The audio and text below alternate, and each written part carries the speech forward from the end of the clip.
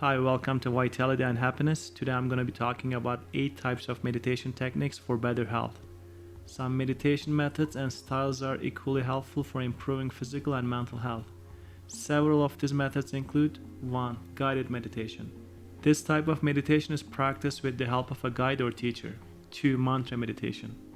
Mantra meditation is practiced by the repetition or chanting of a mantra, word, or phrase. 3. Conscious meditation. Conscious meditation is taking a rest and being aware of your surroundings. Number 4. Yoga or Tai Chi.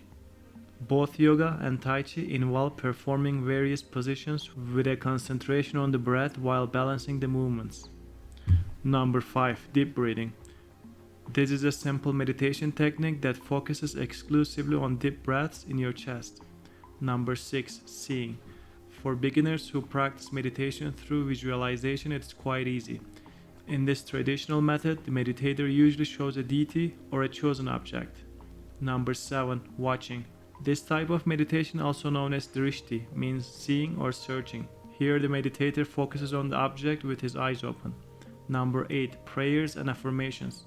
In this form of meditation, you can mix meditation with praying for peace, health, and happiness.